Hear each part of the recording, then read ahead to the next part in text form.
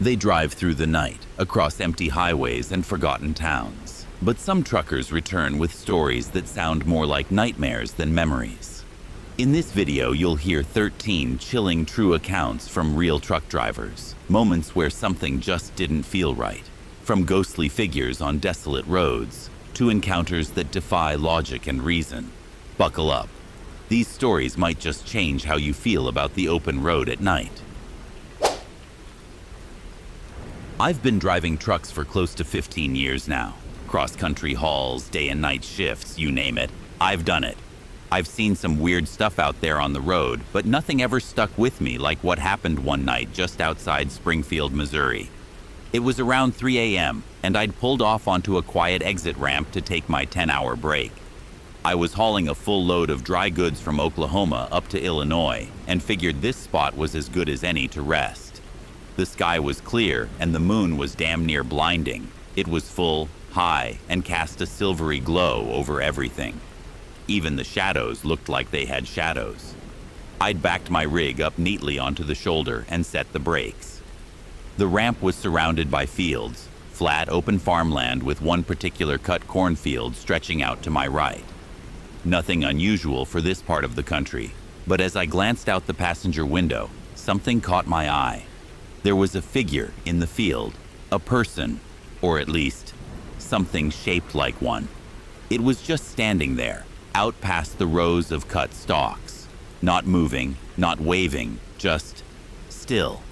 It gave me the chills, but I brushed it off, told myself it was probably just some farmer setting up a scarecrow, maybe even an old-timer out early, trying to get the jump on the day. I shook it off. I'd seen weirder. I kicked back in the sleeper, pulled out my phone, and started watching some dumb YouTube videos. Truckers arguing on CB, cat falling off shelves, that kind of stuff. I was zoning out when something in the corner of my eye flickered. A quick movement outside the windshield. I sat up, turned off my dome light, and leaned forward. That same figure was still out in the cornfield, but something was off. It wasn't where I remembered it being. I couldn't be 100% sure, but it looked like it had moved, just a few feet closer to the road. I told myself I was being paranoid. Trick of the moonlight, shadows playing games with me. But deep down, I knew something wasn't right. About 10 minutes passed. No more movement. No sign of cars either. Just one or two headlights far off in the distance every now and then. That stretch of highway was dead silent, except for the hum of insects and the occasional rustle of wind through dried stalks. That's when I realized I needed to take a leak. Now, any trucker will tell you, when you gotta go, you either grab a bottle or find a patch of dirt. I looked at my water jug and thought about staying in, but I also didn't want to sit there like a scared kid, afraid of the dark and some figure in a field. I rolled my eyes at myself and said out loud, "Come on, Dale, don't be stupid." I gave the cornfield one last glance. The figure was still there, or at least I thought it was. It looked just like before. Still, human-shaped, no face or features, just a dark outline against the pale corn rows. I grabbed a flashlight and stepped out. The air was sharp and cold for late spring. I walked between my truck and trailer, the gravel crunching under my boots. That same gnawing feeling crept up my spine, like I was being watched. I turned off the flashlight to preserve my night vision and did my business behind the trailer, facing away from the field. Every nerve in my body told me to turn around, but I didn't want to. I told myself again and again, "There's nothing there. You're making it up." But I couldn't help it. I slowly looked back over my shoulder. The cornfield was empty. No figure. Gone. I zipped up in a panic, heart slamming in my chest. My throat went dry. That thing, whatever it was, had been there. I knew it. And now it wasn't. No rustling, no footsteps, no sound. Just gone. That was all the warning I needed. I sprinted to the cab, didn't even bother to check my trailer or do any of my usual pre-sleep routine. I fired up the engine, slammed it into gear, and peeled out like the devil himself was behind me. I didn't care about logbook violations, didn't care about DOT regs. I just needed to get the hell out of there.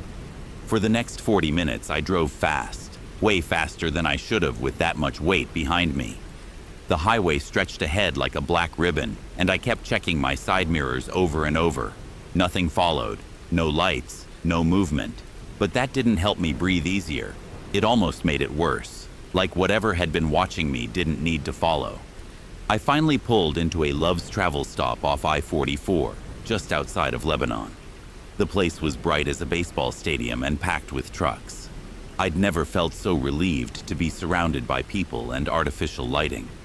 I sat there for a long while, engine off, just listening, trying to calm my breathing. I must have stared out my window for half an hour, not saying a word. That was 2 years ago, and I haven't parked off a ramp since, not once. I'll risk driving tired. I'll push it to the next rest area or truck stop, even if it's 20 more miles. Because whatever I saw out in that field, whatever was standing there watching me, I don't think it was human. And I don't ever want to be alone with it again. I've been behind the wheel of a big rig longer than I care to count. I've hauled freight through every kind of weather you can imagine, from blistering heat in Arizona to ice storms up in North Dakota. But nothing has ever left a mark on me like what happened back in 1996, somewhere west of St. Louis, Missouri. At the time, I was team driving with a guy named John. We were hauling out of Detroit, headed southwest with a full load. I took the first shift that night, driving through nearly 10 straight hours of nonstop rain, solid sheets of water hitting the windshield like nails. My wipers were on full blast the entire way, and by the time we reached a rest area just shy of St. Louis, I was fried. We swapped seats around 5 a.m., caught our logbooks up, and got ready to hit the road again. I remember John grinning at me before pulling the curtain closed in the sleeper. He said something that stuck with me. "If we die on this run, I'm coming back to haunt you." I laughed. We always joked like that. But for some reason, the way he said it that night, it hit different. He zipped the curtain shut and I climbed into the bunk, put on a movie, My Cousin Vinny, one of my favorites, and tried to unwind. But lying there in the dark with the trailer humming beneath me, my mind started wandering. I kept thinking about what I'd do if something went wrong, like really wrong. If we went over an embankment or off a cliff, what would I do? What could I do? I told myself, hit the floor, get low, pray hard. That thought settled in my chest like a stone. I must have drifted off about 45 minutes into the movie. The rain was still coming down, and the hum of the engine was oddly soothing, until it wasn't. Out of nowhere, I heard John's voice. "Shh, hang on." His tone wasn't playful, it was panic. Before I could process anything, the truck lurched, hard. I couldn't see what was going on. The curtain between us was zipped shut, but I could feel the trailer fishtailing. Instinct kicked in. I dove to the floor of the sleeper cab, curled up tight, and held on. The world spun. My stomach turned over. All I could do was pray and brace myself. Then came the impact. It wasn't the kind of crash you'd expect. There was no sudden stop. It was violent, but the truck kept moving. That's what freaked me out the most. It felt like we hit something huge, but we didn't slow down at all. The whole rig was trembling. We were fully loaded, 80,000 pounds gross, and whatever we hit, it barely registered as resistance. And then, stillness, silence. When the truck finally stopped, it was facing the wrong direction. I had no idea where we were or what had happened. I smelled smoke, and the diesel scent was overwhelming. That snapped me out of my daze. John called out, "You okay?" I shouted back, "Yeah, let's get out of here. Something's burning." I reached for the curtain, only to realize the roof of the truck was now my door. We'd rolled. I was sitting on the passenger side floor, but now gravity had flipped everything sideways. I pushed open what used to be the passenger window, now overhead, and crawled out into the wet highway. John followed behind me. There we were, two grown men standing in socks on slick pavement, surrounded by broken glass, fuel, and smoke. The hood of the truck was mangled beyond recognition. Everything felt unreal, like I was walking through a bad dream. Then I turned my head and saw the white pickup truck, or what was left of it. People were rushing over with fire extinguishers, yelling and trying to help. I couldn't hear what they were saying. My ears were ringing. My whole body was shaking. I stood there, shivering, watching strangers work on that pickup like they were trying to save someone's life. And somewhere in the middle of the chaos, I looked down and noticed blood on my hand and mouth. Nothing serious, but enough to know I'd been banged up in the crash. Everything after that is a blur. I remember the paramedics. One of them was kneeling on the passenger side of the white truck, talking to someone inside. I couldn't hear her, but I watched her mouth move. She said, "I know," with such a look of sorrow. I'll never forget her face. Next thing I remember, John and I were in the back of an ambulance. As we pulled away, I looked through the rear windows and started crying uncontrollably. Not from pain, but from something deeper. I kept picturing that truck. That moment they saw us coming, the horror they must have felt. We later learned the truth. There had been 3 people in that white pickup: a husband, his wife, and their little girl, 4 years old. None of them made it. They were gone. I wish I could tell you exactly what went wrong, but all I know is that the road we were on, I-55-44 west of the way station, was notorious. Locals called it Blood Alley because of the way the pavement held water. Deep grooves, dangerous in the rain.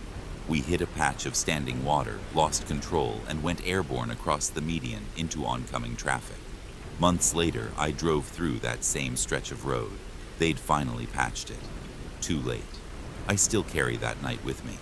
The smell of diesel and rain, the silence after the impact, the look on that paramedic's face. And I think about how fragile everything is. These days, I don't let anything distract me behind the wheel. No texting, no eating, no zoning out to music. I give every second of attention to that road, because I lived through the kind of nightmare most people only hear about. And I still don't understand why I walked away. My name's Matt Holden, and I've been driving long-haul routes across the Northwest for a few years now. Most folks avoid those lonely state roads that cut across eastern Washington, but I've always preferred them. Less traffic, fewer way stations, and just wide open skies. That night, I was dead tired. I'd been on the road for almost 11 hours, winding through empty stretches of land with barely a tree or building in sight. No cities, no rest stops. But I knew this route well. Every 40 miles or so, there were these massive dirt pullouts, probably built for farming equipment back in the day. They were far enough off the road that you could park, shut down, and get some peace and quiet.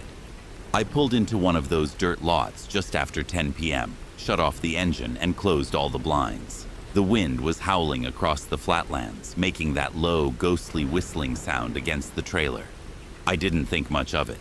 Out here, wind is just part of the landscape. I kicked off my boots, crawled into the sleeper, and pulled out my phone.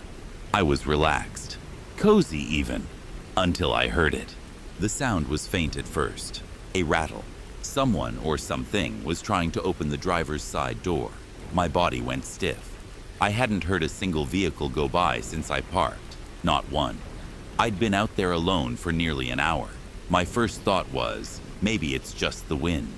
Still, I got up and crept to the curtain that separated the cab from the sleeper. I peeked through the narrow slit and stared at the pitch-black glass of the driver's window. Then the passenger side door rattled. My breath caught in my throat. It wasn't the wind. That was deliberate. That was someone walking around my truck. I crouched and looked through the top of the curtain, but I couldn't see anything. No movement, no shadows. Heart pounding, I started the engine and turned on the headlights and side marker lights. Bright beams lit up the empty field in front of me. The area around the truck was completely silent and completely empty. No cars, no people, no animals, just flat dirt and swirling dust. I didn't get out. Hell no. Instead, I closed the curtain tighter, both the one behind the seats and the one in the sleeper, as if that thin fabric could actually protect me. I laid back down, trying to calm my breathing, told myself it had to be something else. A plastic bag blowing in the wind, a tree branch, maybe even a coyote brushing up against the side. But then it escalated. Something started tapping on the vents of the sleeper, light at first, then more forceful. Then came the sound of the door handles jiggling again, one after the other. A shifting weight pressed against the truck's frame, making the whole cab rock slightly, like someone, or multiple people, were climbing on the truck. I panicked. I hit the little sleeper alarm button, hoping the noise would scare off whatever was out there. But it didn't stop.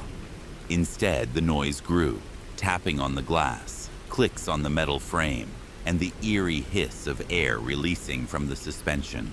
The truck creaked and shifted as if being explored, touched, felt, and just as suddenly as it started, it stopped.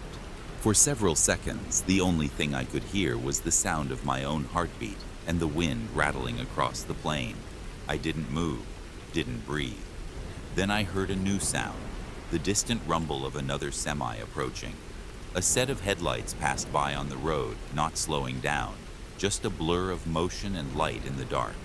As it faded into the distance, I felt a strange sense of relief, like whatever had been out there had been scared off by the presence of another truck. But I didn't sleep, not that night. I laid there with my boots back on, holding a tire iron in one hand under the blanket. Every bump, every creak of the truck made me flinch. I waited for the tapping to return, but it never did. By dawn, the sky was streaked with gray and orange. The wind had died down, and the land was still. I finally worked up the nerve to get out and inspect the truck. No scratches, no dents, no tire marks, no footprints, nothing to suggest anyone, or anything, had even been there. Except for one thing. On every window there were tiny handprints, dozens of them, like a child had licked their palms and pressed them to the glass. Small, smudged impressions, too small to be from an adult, and far too many to explain away. I never saw a soul that night, no witnesses, no evidence.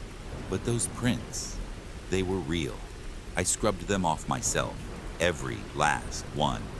And now, I don't stop on those remote dirt lots anymore. Even if I'm tired, even if I'm desperate, I keep rolling until I find light, people, noise, anything but silence. Because I don't care if it was some sick prank or something else entirely. Whatever those tiny hands belonged to, they were trying to get in. Name's Jack Collins, and I've been on the road for close to 20 years now. Lately, I've had company, my husband Ryan, who rides along with me. He's not a driver, but he's been with me for the past year. Keeps me sane, keeps me laughing, and when I'm lucky, he keeps me awake during those long, lonely stretches. Now, Ryan's eyesight isn't great, practically blind without his glasses, and thanks to his meds, he spends a good chunk of the day sleeping in the passenger seat. It works out. He gets rest, and I get peace. One Sunday morning about 6 months ago, we were headed north on a 2-lane highway in northern Mississippi. You know the kind. Tree-lined, quiet, hilly. Not a soul around, not even a squirrel crossing the pavement. It was just past sunrise. The light was that soft golden color that makes the world feel calm. Ryan was passed out, gently snoring beside me. I was watching the road, lost in thought, when suddenly, out of nowhere, he sat bolt upright and pointed down the road. "There's someone walking," he said, his voice sharp. I looked. At first, I didn't see anything, but then, about half a mile ahead, right in the middle of our lane, there she was, a woman. She was barefoot, walking straight down the center line of the road like she owned it. Her hair was long and dark, blowing behind her in the breeze. She had her shoes in one hand, and her other arm hung limp by her side. Looked like she was coming back from a wild Saturday night, dress wrinkled, makeup smeared. But there was something wrong with her face, not deformed, just off, like she wasn't fully there. She didn't turn to look at us, didn't acknowledge the 40-ton truck barreling toward her. I slammed the brakes as gently as I could, didn't want to lock up. We were on a blind hill, and stopping completely would have blocked the road, so I veered into the oncoming lane to give her space, holding my breath. As we passed, she never looked up. Her eyes were cast downward, her lips were moving, like she was talking to herself, maybe crying, maybe praying. Ryan whispered, "She's not okay." He still had no glasses on, couldn't see a damn billboard from across the street, yet somehow he'd seen her before I did.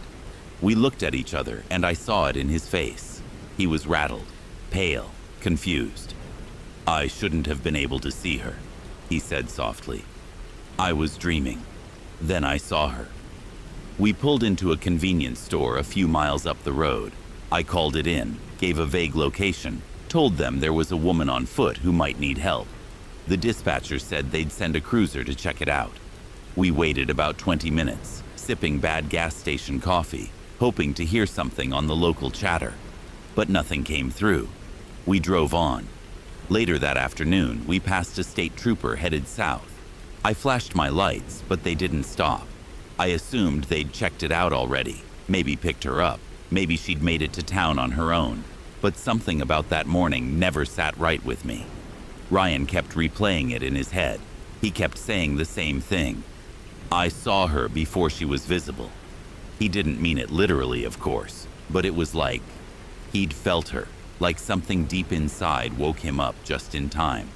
I kept thinking about the look on her face, not panic, not fear, just emptiness, like she didn't care anymore whether a truck hit her or not. A week later, I checked local news, but there was nothing. No mention of a missing woman, no incident reports, no name, no closure. Now, I'm not saying there was anything supernatural going on. Maybe she was just a heartbroken girl walking off the night before. Maybe she made it home safe. But Ryan's gut told him to wake up. And he did. At the exact moment he needed to. That part still gives me goosebumps. Because in all my years of driving, I've never had a passenger save a life with their blind eyes. My name's Miguel Rivera, and this happened years ago, back when I was still just doing part-time driving gigs while working on my EMT certification. My girlfriend Alyssa and I were headed to visit my uncle in Naples, and since I preferred night driving, we left late, somewhere around 11:30 p.m. out of Miami. Now, if you've ever driven from Miami to Naples the back way through the Everglades, you know how empty it can feel. That particular stretch of US Route 41, also known as the Tamiami Trail, turns into a tunnel of darkness at night. Tall grass, low visibility, no streetlights, just endless black.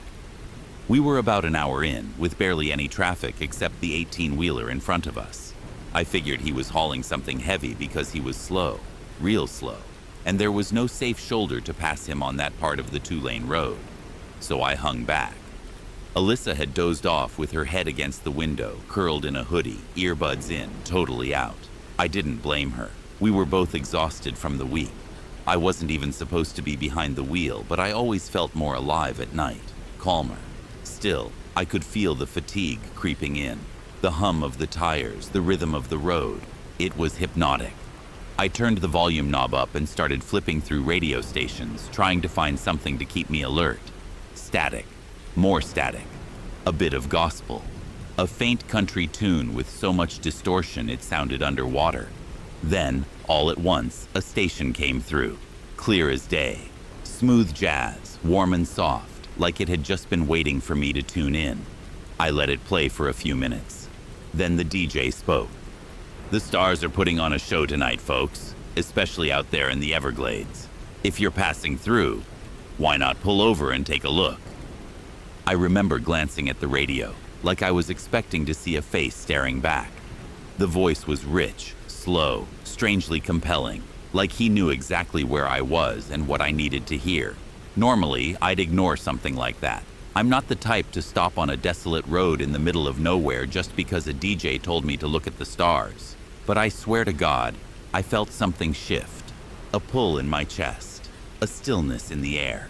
I tapped Alyssa's shoulder gently. She groaned and pulled her hood over her face. "Come on," I whispered. "You've got to see this." She cracked one eye open. "What?" "The sky. Let's stop for a sec." "Seriously?" she muttered, rubbing her temple. "You woke me up? To look at stars?" "It'll be quick, I promise." She sighed dramatically but sat up. "Fine, 10 minutes. Tops." We found a clearing about a mile up. Just a shallow gravel lot barely big enough for one vehicle. No signposts, no lights, just black water and wild grass pressing up against the edge of the pavement. I pulled over, turned off the engine. We stepped out into the kind of silence that feels too quiet, like the air itself was holding its breath. Then we looked up. The sky was alive, billions of stars scattered across the heavens like spilled salt. The Milky Way looked close enough to touch. It was the kind of view you don't get in the city. No noise, no light pollution, just pure, jaw-dropping, almost unnatural beauty. Alyssa stood next to me in silence for a long while. "Okay," she whispered. This is worth it." But the moment didn't last. The stillness started to feel wrong. We realized we didn't hear a single frog, bird, or insect. Nothing but the low whistle of wind over water. The kind of eerie quiet that makes your hair stand up. "Let's get going," I said. She didn't argue. We got back in the car. I started the engine, and for a second, the headlights didn't feel bright enough, like the dark didn't want to leave. We hadn't driven more than 3 or 4 miles before we saw the lights. First, a soft glow on the horizon, then a flash of red and blue, and then chaos. The semi-truck we'd been behind earlier was wrecked, completely jackknifed across both lanes. His trailer had flipped onto its side, crushing a white sedan beneath it. A pickup truck had been launched into the ditch, and another vehicle sat smoldering with its front end mangled beyond recognition. Debris scattered everywhere. State troopers waved us down frantically, yelling for us to stop. We pulled over on the shoulder, and one of the EMTs ran past, cradling a child wrapped in a blanket. I looked at Alyssa. Her hand was over her mouth, her eyes wide. She was trembling. We both knew. That could have been us, should have been us. We had been following that truck for almost 30 minutes. If we hadn't stopped, if I hadn't listened to that weird DJ, we would have rolled right into that mess. No chance to react, nowhere to go. We sat in silence for nearly 20 minutes, just watching as the emergency crews worked. A trooper came over and said it might be a while. "Multiple fatalities," he said. "We're waiting on the coroner." I nodded, but my throat was dry. I couldn't speak. Alyssa finally broke the silence. "Who the hell was that DJ?" "I don't know," I said, "but I've never heard that station before." Or since. I tried finding it later, searched for hours, looked up radio stations registered in that area, even scanned online logs. Nothing matched the frequency I remembered. It was like it vanished the moment I pulled over. But here's the thing, I don't think it was anything paranormal. I think it was intuition, maybe. Fate. A gut feeling that took a voice to make itself heard. Whatever it was, it saved our lives. And, to this day, whenever I drive through the Everglades, I always keep an eye on the stars. Because sometimes the road speaks to you, and, if you're lucky, you listen. I've been a trucker based out of Jackson, Mississippi for over a decade now. I've seen my fair share of long hauls, rough roads, and more wildlife than I care to admit. But nothing has ever rattled me like that night on the back roads between Clarksdale and Greenwood. It had been a 14-hour workday, part of one of those multi-stop drop routes. I'd just finished up a delivery in Clarksdale around 8 p.m., grabbed some gas station dinner, and hit the road for the 250-mile trip back south to Jackson. The sky was already looking angry. Thick clouds, weird green tint, and the wind was whipping across the open farmland like it had a purpose. I checked the radar and saw a line of strong cells building up to the west. High wind advisories were already in effect. I called my wife and told her, "I'm heading straight through the Delta, but if it gets bad, I'll pull off. I'll call you once I find somewhere safe." Those words would haunt me later. If you've never driven alone across 100 miles of flat Mississippi farmland at night, especially in summer, let me tell you, it's like being swallowed whole by nothingness. No streetlights, no other vehicles, just you, your headlights, and whatever your imagination cooks up in the darkness. About 30 miles south of Clarksdale, the weather turned nasty. Wind howled so hard I felt it tugging at the trailer, and then came the hail. Sharp pops on the hood and roof. That's when my gut tightened. In Mississippi, hail in July usually means one thing: a tornado is nearby. I scanned the shoulder and found a narrow gravel pull-off beside a cotton field. I threw on the hazards, shut off the engine, and grabbed my heavy-duty flashlight. Not your average flashlight either. This thing could light up a silo 1,000 feet away. I rolled down the passenger window, leaned across, and pointed the beam into the black. Nothing. Just mist and the edges of raindrops sparkling in the beam. The air smelled metallic. Still, I turned back toward the driver's side to check out that horizon. And that's when I saw him. There was a man's face pressed right up against the driver window, not just looking in, grinning, cheek to cheek. His teeth crooked, sharp-looking, skin pale as paper, slick with rain, sunken eyes locked on mine. I screamed like a kid and jerked back so hard I hit my elbow on the console. My heart nearly punched through my ribs. I scrambled for the gear shift and slammed it into drive. Gravel spun out as I tore off down the highway, tires slipping in the rain. I must have driven 15 miles straight, white-knuckling the wheel, eyes darting to every mirror. There were no headlights behind me, no taillights ahead, just black road, black sky, and a head full of panic. I finally reached a well-lit gas station, pulled in under the canopy, and tried to catch my breath. My hands were shaking so bad I could barely pull my phone out to call my wife. I told her I made it to shelter, that the storm had passed, but I didn't tell her what I saw. Not yet. Instead, I popped the SD card out of the dash cam system. Company policy. We run front and rear cameras at all times. I needed to know I wasn't losing it. I played back the footage in my sleeper bunk. Nothing. No figure, no face, no movement. Just my headlights. A few flashes of hail in the beam. No one on the shoulder, no one at the window. I sat there staring at the paused frame of my truck, idling on the side of the highway, hazards blinking. There should have been something, but there wasn't. To this day, I tell myself I imagined it, that it was exhaustion, weather, adrenaline. But I don't stop in the Delta at night anymore. Not unless I absolutely have to, because I'll never forget that grin in the rain. I haul freight out of Seattle and run routes down I-5 at least twice a week. The stretch through Trout Creek, just north of the Oregon Way Station, is one of those places you don't mess around with. Tight turns, steep grades, and in bad weather, it's a death trap. That night, hell, early morning, it was just past 3 a.m. I was hauling a refrigerated trailer southbound, maybe a dozen miles from the summit. Fog was thick, and rain had been falling for hours. I had both hands glued to the wheel and was barely pushing 45 mph. Visibility was absolute garbage. All I could see was the glowing lines on the pavement and whatever my headlights could punch through the mist. There was hardly anyone on the road, but I did notice a sports car, some kind of Corvette, zip past me a few minutes earlier. I remember thinking the guy was nuts flying through those corners in this weather. Then I hit the hairpin curve at Trout Creek, and that's where I saw her. A woman standing dead center in my lane. She wasn't moving, no waving, no running, just staring, frozen in place.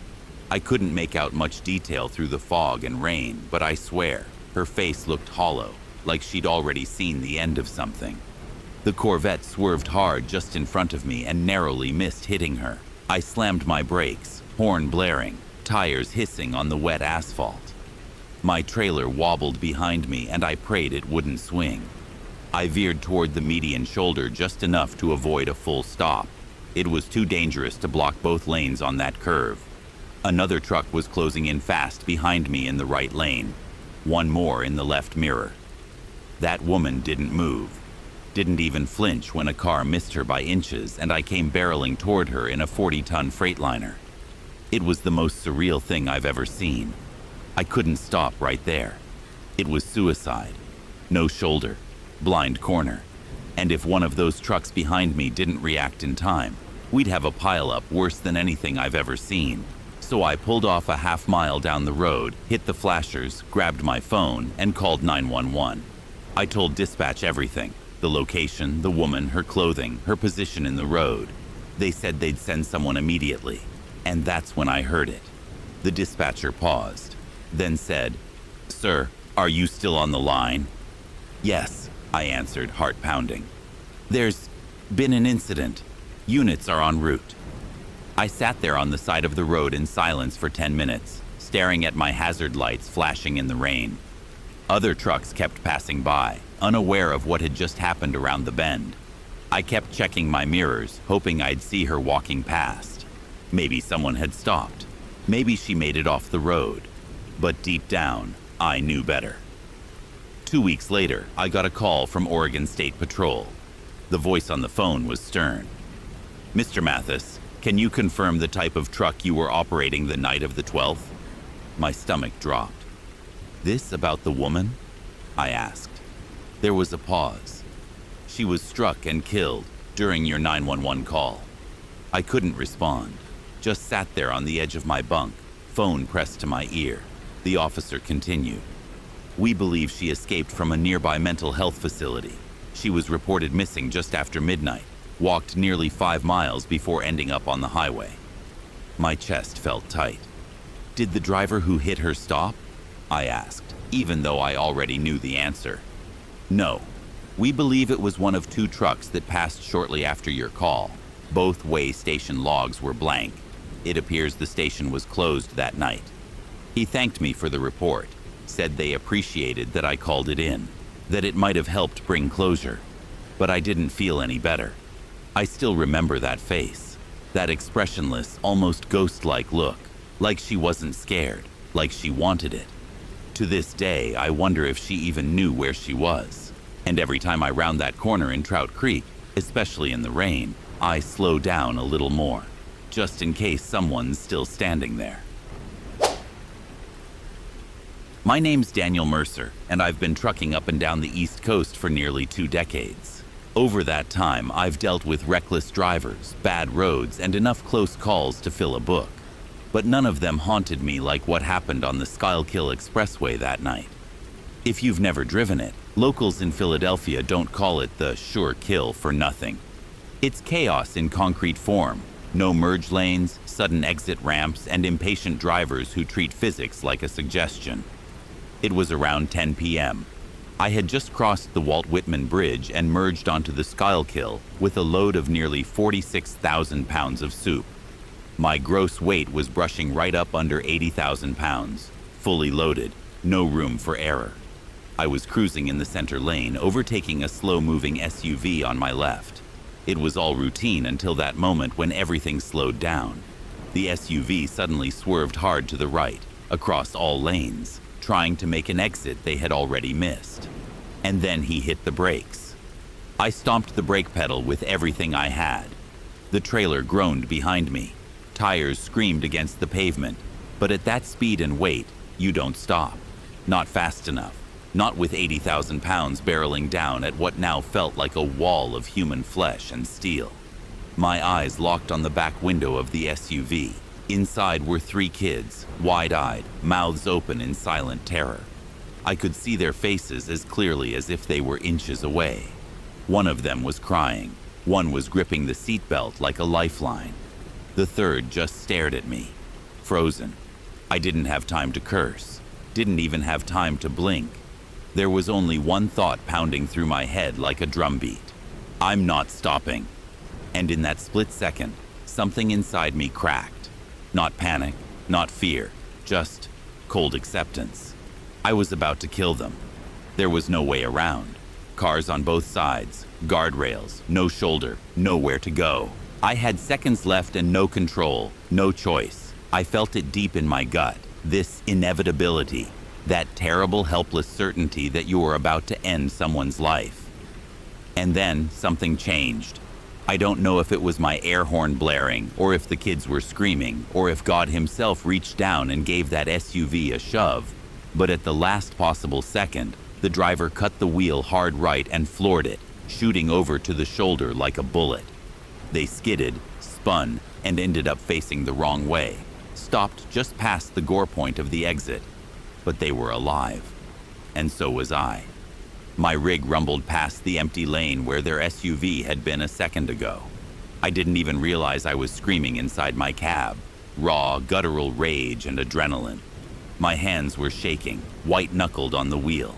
I took the first safe turnout I could find, rolled to a stop, threw on the brakes, and climbed down like my legs didn't belong to me.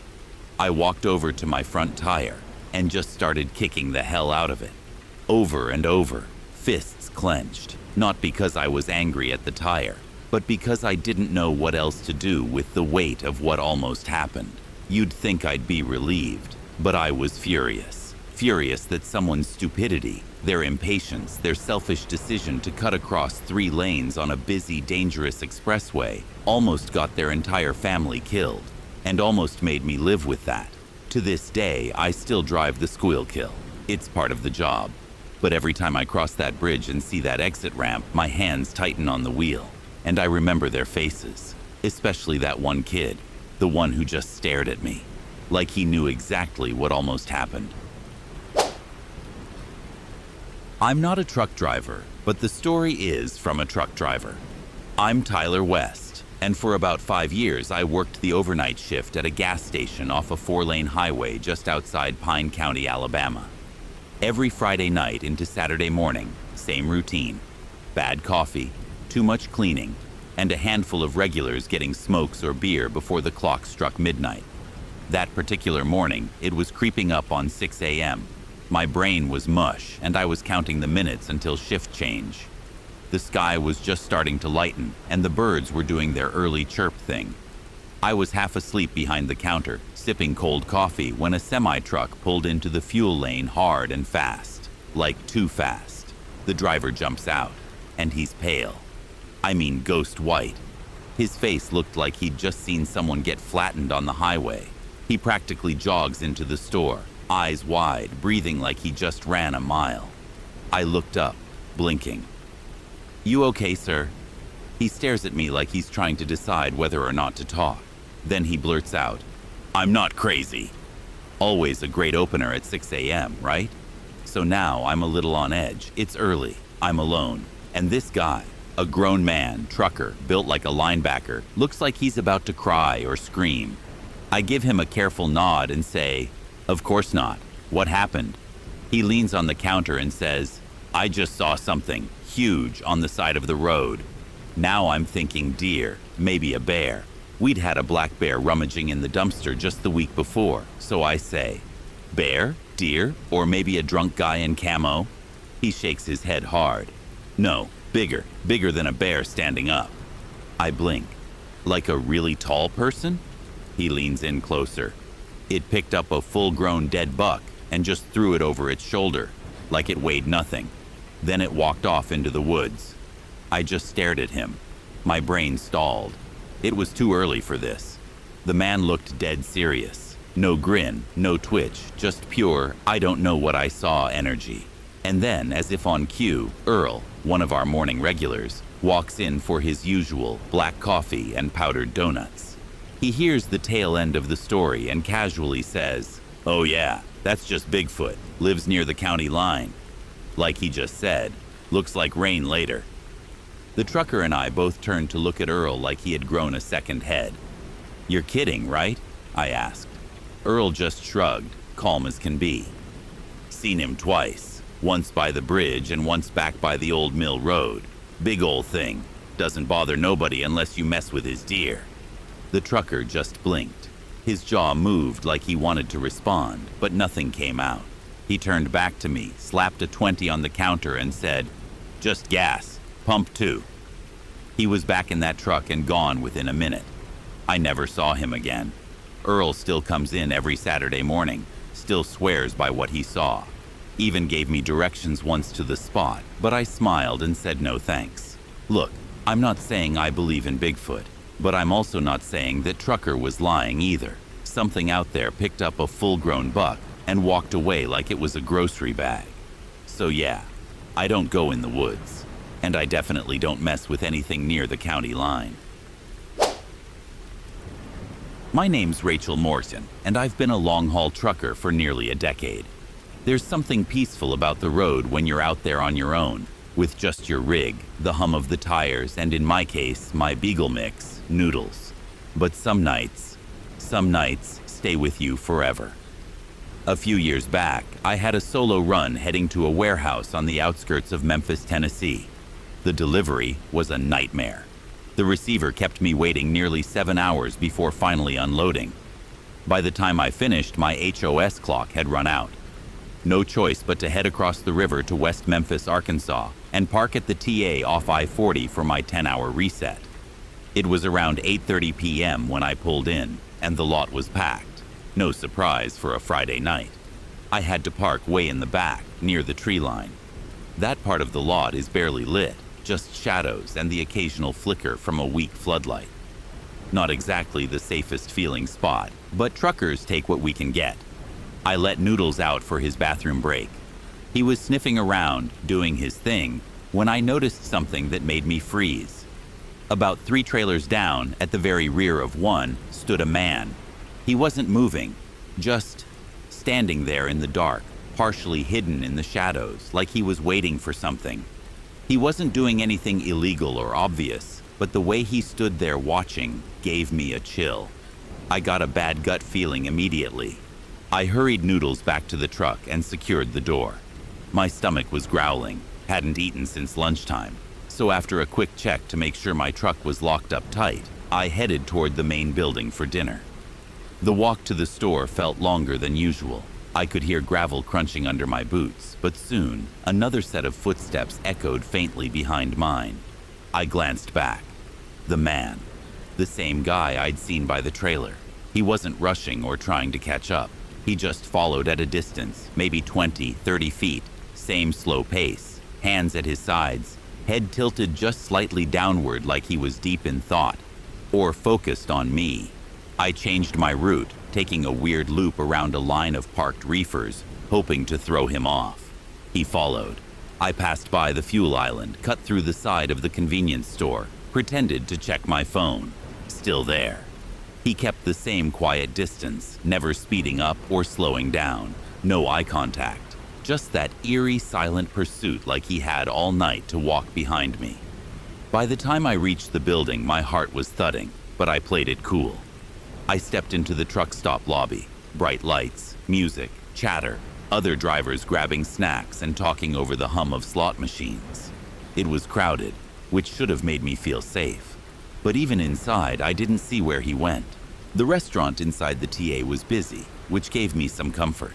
I made my way past a long line of drivers waiting for tables and slid into the last open seat at the diner's counter. A worn red vinyl stool with a cracked backrest.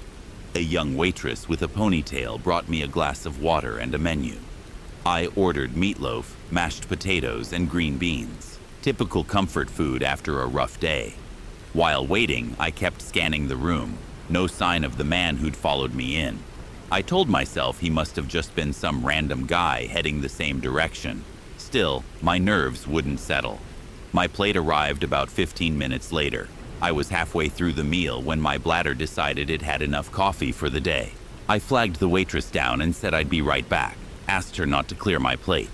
She smiled, said, "No problem, hun," and moved on. The restroom was just a short walk down the hall past the arcade and the showers. I was only gone for maybe 4 or 5 minutes. When I returned, my food was still there, but something was off. My fork. It was resting on the right side of the plate. Now, that might not mean anything to most people, but I'm left-handed. I always place my fork on the left. Always. It's a reflex. I even shift it over automatically without thinking if someone else puts it down for me. A strange feeling washed over me. I looked around the restaurant again. The man was nowhere in sight. I hadn't seen him enter behind me, hadn't seen him in the store or at the counter. But somehow I knew deep down, that he'd been here. I called the waitress back over. She looked a little surprised, maybe because I was suddenly tense. "Hey," I asked casually, trying not to sound paranoid. "Did anyone come over here while I was gone?" She blinked. "Not that I noticed. It's been slammed tonight. I've barely looked up." "Okay, can you get your manager?" She paused, gave me a look like, "Sure, what now?" but nodded and headed to the back. A minute later, a heavy-set man with a bald head and glasses came out of the office. He introduced himself as Mike, the shift manager. I quietly explained the situation. how I'd been followed, how my fork had been moved, and how I suspected someone had tampered with my food. To his credit, he didn't brush me off. Instead, he asked, "Would you be okay with moving to a different booth, one closer to the office?" I nodded immediately. As I grabbed my stuff, he motioned for a waitress to clear the booth nearest the hallway camera. He returned a few minutes later and sat across from me with a tablet in his hand. His expression was serious now. "I reviewed the hallway feed," he said, "and you were right." My stomach dropped. "A man came up to your plate right after you walked away. He stood there for maybe 15 seconds. Then he pulled something out of his jacket, stirred your mashed potatoes with your fork, and walked right back out the front doors." I stared at him, stunned. Mike continued, "We don't have cameras in the parking lot, unfortunately, but I've already called the police. I don't want you walking back to your truck alone." I nodded, still in shock. He stood up and said, "Dinner's on the house. I'll bring you a fresh plate, and dessert if you'd like." I managed a small smile. "I'll take the pie." The second plate of food tasted like nothing I'd ever eaten before, not because it was particularly good or bad, but because every bite came with a wave of unease. I kept imagining what could have been in those mashed potatoes the first time. Poison? Drugs? Something worse? Still, I finished my meal out of pure stubbornness. I wasn't about to let some creep ruin my night. The pie came next, warm apple with a flaky crust and a scoop of vanilla ice cream on the side. Mike smiled as he set it down. "Best thing we serve," he said. "You earned it." About 20 minutes later, 2 uniformed officers showed up. One was a younger guy named Officer Davis, the other a grizzled older man with a coffee stain on his shirt, Sergeant Lewis. I repeated the story again, this time starting with the guy behind the trailer back in the parking lot. They asked for a description. I didn't have much. Tall, maybe 6 feet or more, wearing a hoodie. I never got a good look at his face. Just something about him made every hair on my neck stand up. The officers spent about half an hour reviewing the security footage in the office with Mike. When they came out, Davis nodded grimly. "Yeah, we saw him. He was fast. Came in, messed with your food, then slipped right back out. But unfortunately, the camera angle didn't catch his face. Nothing we can really trace." They told me they'd do a sweep of the lot and surrounding woods, just in case he was still hanging around. I sat in the booth a while longer, sipping water, eyes fixed on the door. Eventually, Davis returned. "We didn't find him. But here's the deal. We talked to our supervisor. We're gonna have a patrol car stationed in the back of the lot for the rest of the night, just in case. You don't need to go out there alone." Relief flooded through me. Sergeant Lewis offered to walk me back to my truck when I was ready. I took him up on it about 15 minutes later. We stepped out into the dark, muggy Arkansas night. The truck stop lot was quiet, but my nerves were still lit up. As we walked, I noticed that same eerie silence that had unsettled me earlier, like the shadows were holding their breath. When we reached my rig, Lewis pointed toward the far edge of the lot. A patrol cruiser was already there, engine idling, headlights off. The officer inside gave me a small wave. "If anything, or anyone, shows up tonight," Lewis said, "you just lay on the horn or knock on that cruiser window. Got it?" I nodded, my voice catching. "Thank you," he smiled. "We've seen enough weirdos out here to know when something ain't right. Glad you trusted your gut." I climbed into the cab, locked every door, and curled up in my bunk with Noodles tucked beside me. I didn't sleep much, but I didn't need to. Just knowing there was someone watching outside gave me enough peace to get through the night. By morning, the patrol car was gone, and the sun was bleeding orange across the lot. I never saw that man again, never figured out who he was, what he put in my food, or how long he'd been watching me. But that night stuck with me. Still does. To this day, when I stop at a truck stop late at night, I never leave my plate unattended, and I always check for shadows in the corners of the lot. I was hauling a load through the Badlands of New Mexico, cutting across the beastie wilderness during monsoon season. If you've never been out there, it's a strange alien place.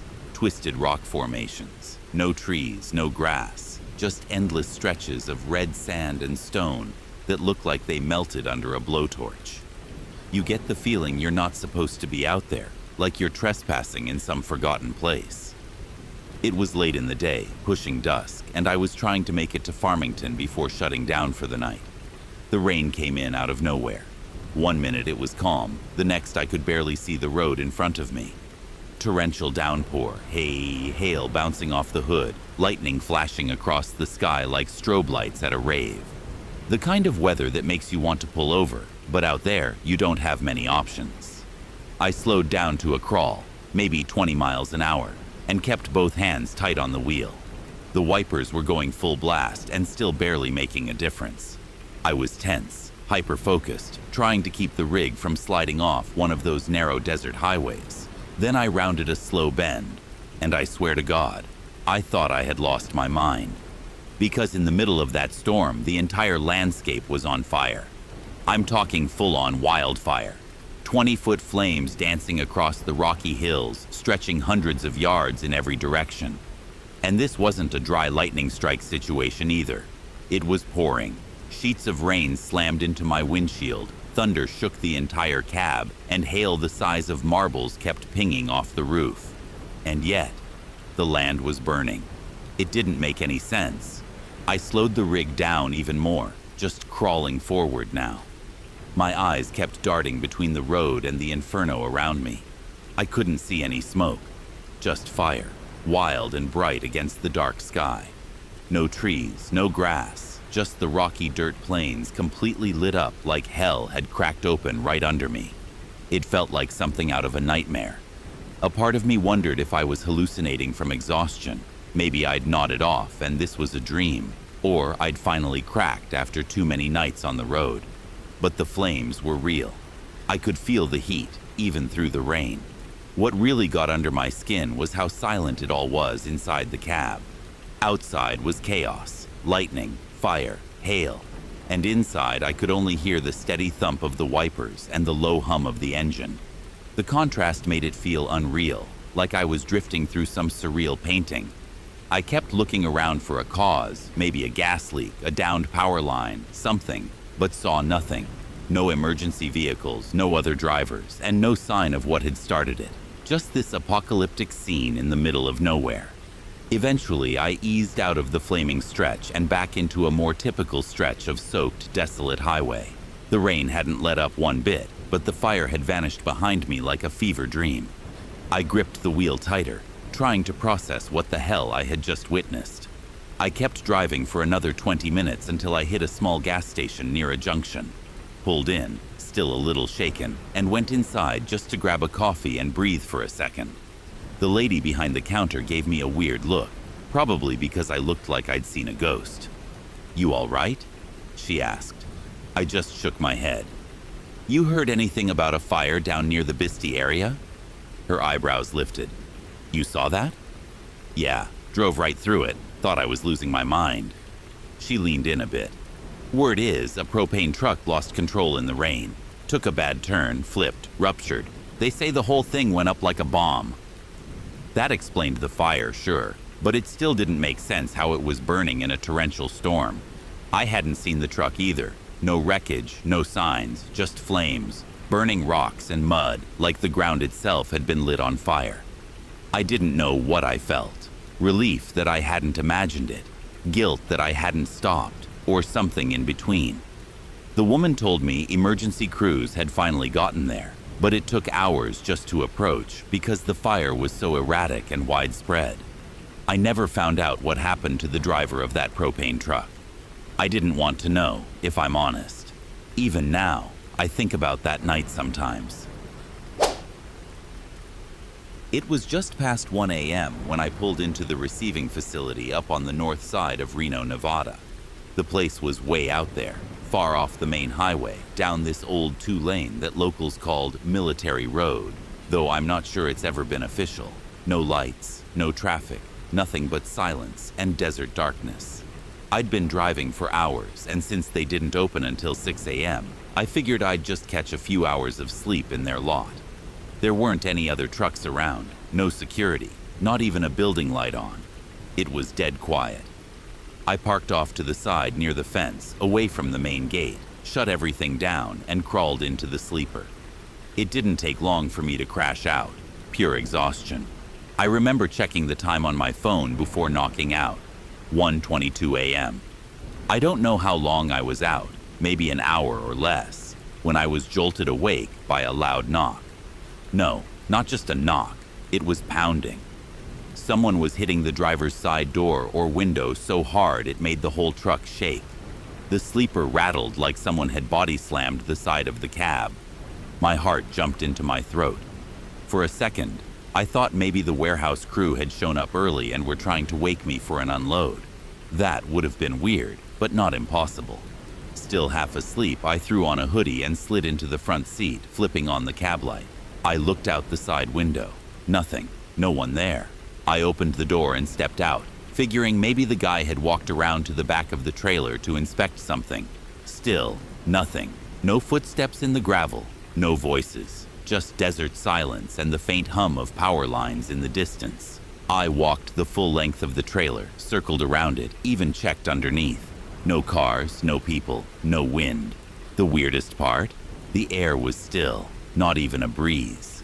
And this wasn't some hallucination. I felt that truck shake like someone hit it with both fists. I didn't stick around to investigate any further. The second I stepped back into the cab, I locked the doors and fired up the engine.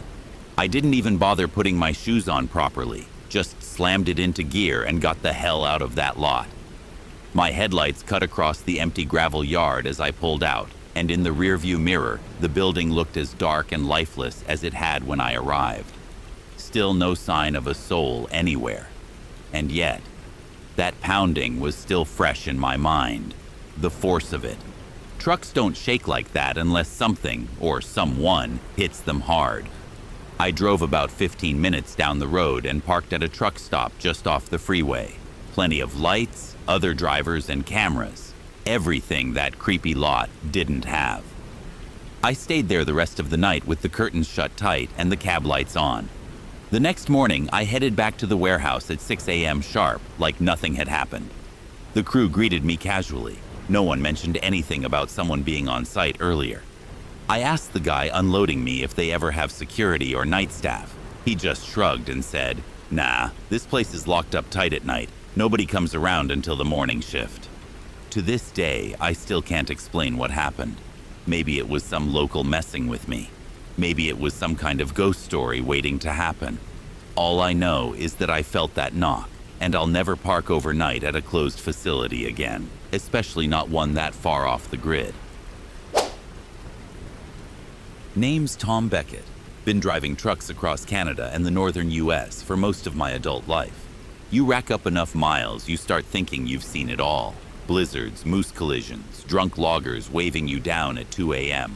But what happened on Highway 3, somewhere deep in the Northwest Territories, still gives me chills. It was sometime in the early 90s, middle of winter. I'd picked up a haul in Fort Smith, headed south toward Edmonton. Roads were slick, and the snow had been spitting off and on all night. I hadn't seen another vehicle for at least 2 hours. Around 2:30 a.m., I pulled off onto a snow-packed shoulder to check one of my rear axle straps. I'd heard a low rattling over the past few kilometers and wanted to make sure nothing had come loose. Hazards on, high beams cutting through the trees. The forest on both sides looked like a frozen graveyard. Tall pines heavy with snow, not a single sound but the soft ticking of the engine. I grabbed a flashlight and did my quick walk around. Strap was fine. Probably just the wind messing with the trailer curtains again. I climbed back into the cab, slammed the door, and started setting my GPS again when it happened. The passenger door opened. I whipped my head around, heart in my throat. A man, skinny, pale, bundled in a parka with the hood up, was climbing into the seat next to me. I didn't scream, but I gasped so hard I nearly choked. My hands went cold. For a split second, I thought I was hallucinating. He hadn't been there when I walked around. I hadn't seen a soul for miles. The guy looked at me like I was the one being weird. He said, casual as can be, "Thanks for stopping, man. Been out here a while." I didn't answer. I just stared, trying to piece together what the hell was going on. He noticed my expression and raised an eyebrow. You did stop for me, right? I shook my head slowly. I didn't see you. He blinked, genuinely surprised. I was walking up the shoulder when you pulled over. I figured you were giving me a lift. My brain was racing. How the hell did I not see him? It wasn't like there were cars or buildings to block my view. The snow was fresh, no footprints near the truck, and he hadn't been walking toward me when I got out. At least, I didn't think so. You all right? He asked. I nodded, but I was still rattled. I muttered something like, yeah, just didn't expect company. He chuckled. Yeah, I guess that'd be weird. I've been hitchhiking since high level. Figured I'd freeze to death out here. Something about that struck me. There's no way he walked that far without being seen. Not in this cold. Not at this hour. Still, I wasn't about to toss him out on the highway. I had an 8-hour drive ahead, and Edmonton wasn't getting any closer. Where are you headed? I asked. Edmonton. All right, I said, still glancing at him sideways. Buckle up. We rolled into the dark. The only sounds were the hum of the tires and the occasional gust of wind slapping the mirrors. I kept stealing glances at him, unsure if I was just paranoid or if something was really off. He was quiet. Too quiet. About an hour later, I finally broke the silence. So, what brought you out here? He looked out the window, then shrugged. Trying to get back to my brothers. Long story, long night. He didn't elaborate. I nodded, but my hands stayed tight on the wheel. We passed through Enterprise around 4 a.m. Still no other vehicles on the road. I thought about stopping for coffee, maybe calling someone, just to feel normal again. But something in me said to keep driving. Eventually, the sun started to rise. Light bled through the frosted treetops like a dim hope.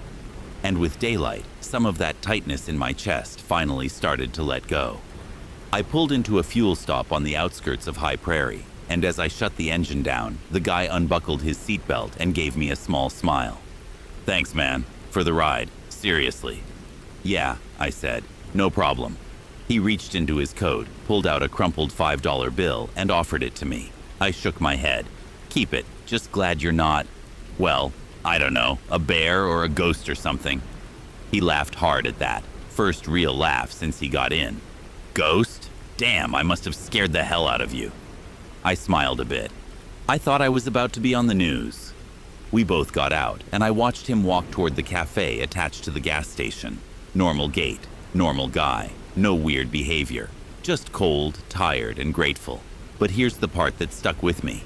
I walked around to the passenger side to clear some frost off the glass.